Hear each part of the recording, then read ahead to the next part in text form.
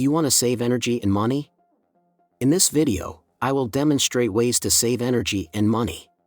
First, how to intelligently power off and on your charger once the battery of your iPad or iPhone is fully charged.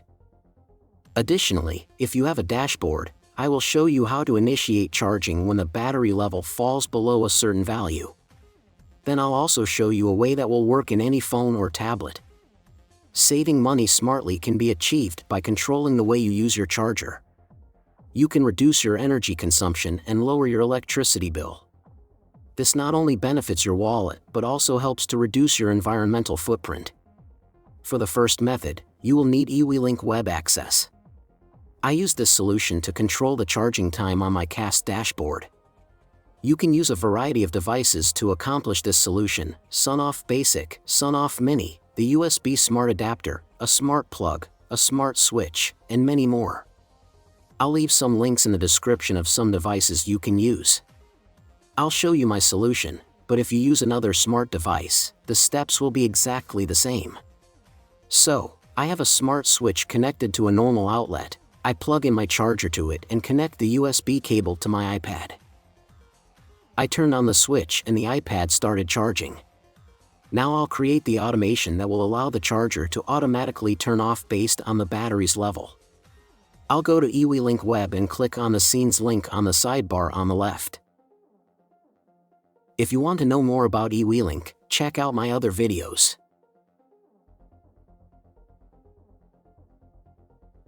Give a name to the scene. I'll call it Turn Off Charger.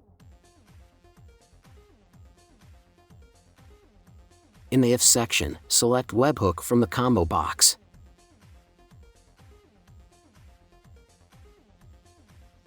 In the Then section, select Smart Device. Then select the device you are using to control the charger. I'll select Floor Socket and set the action to Off. If desired, you can set a notification to be sent every time this scene is run. This way, you'll be alerted whenever your charger is turned off. For now, I'll leave it deactivated. Click Save. After saving, a pop-up will open with an URL.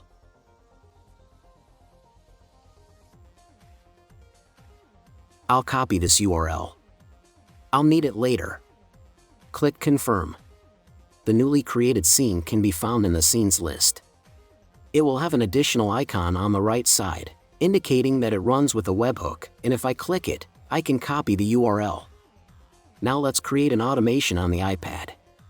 This automation will detect when the battery reaches 90% and it will call the webhook URL that we've created in the previous step to run the Turn Off Charger scene.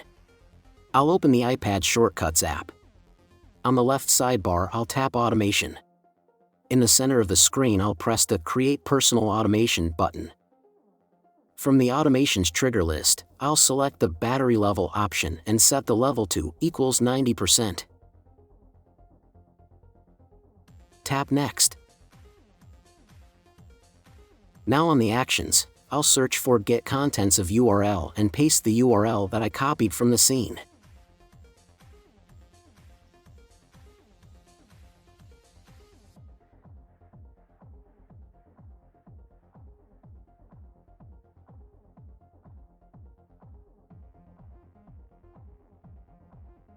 Tap Next. I don't want this automation to ask me to run. I want to always run it in the background, so I'll toggle off the Ask Before Running button. I'll confirm Don't Ask.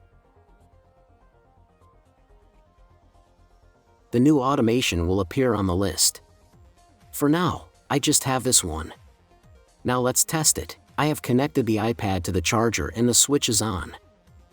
You can see on the Cast dashboard that the floor socket switch is on and the battery status is charging. The battery level is 89%, so it's below the level that I configured in the automation.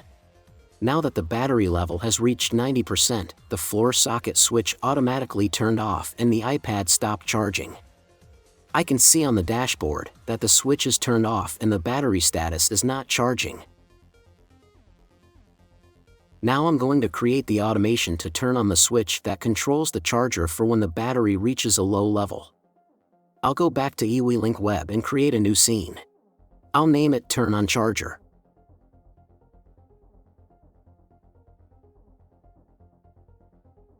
In the If section, select Webhook from the combo box. In the Then section, select Smart Device. Then select the device you are using to control the charger. I'll select Floor Socket and set the action to On.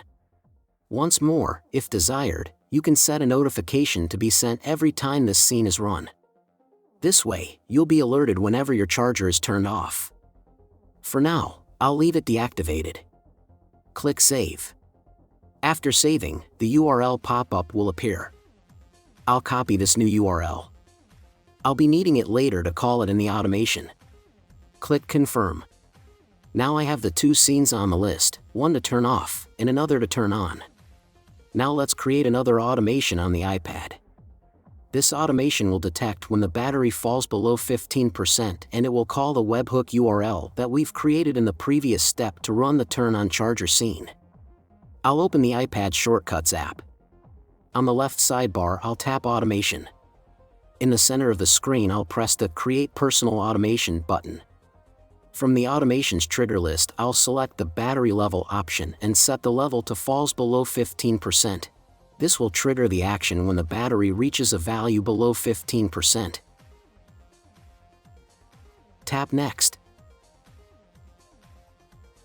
Now on the actions, I'll search for Get Contents of URL. Tap the URL button and paste the URL that I copied from the scene. As in the other automation, I want it to always run in the background, so I'll toggle off the Ask Before Running button. I'll confirm Don't Ask. In my current automation settings, I've included commands to automatically turn off the device when the battery level reaches 90% and turn it back on when the battery falls below 15%. So, when the iPad battery goes below 15%, the automation that I created will turn on the switch that controls the charger and the iPad will start charging. This is now a cycle that will allow me to charge the iPad when needed and turn off the charger when not needed, so I'll save energy and money. In this example, I utilize the iPad dashboard. However, this power-saving solution can be applied to all your iPhones and iPads to ensure that chargers are activated only when necessary.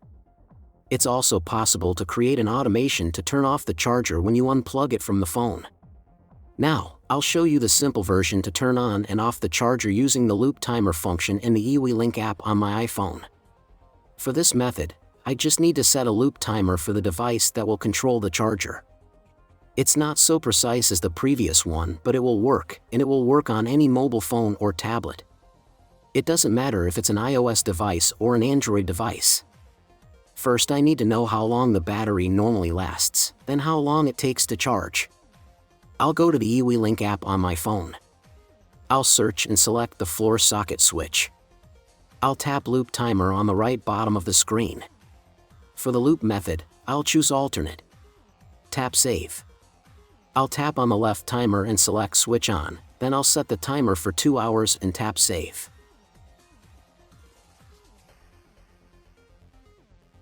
Now I'll tap on the right timer and select Switch Off, then I'll set the timer for 10 hours and tap Save.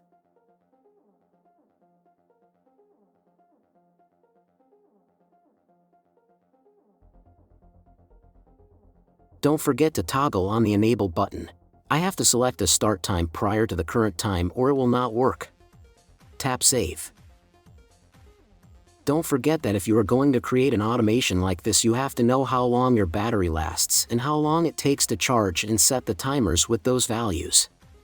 And that's it. Now you can start saving energy, money, and the environment. If you liked the video, please consider to subscribe. It's free. And if it helped you, please press the like button. This way you will be helping the channel to create more content like this. Thank you for watching.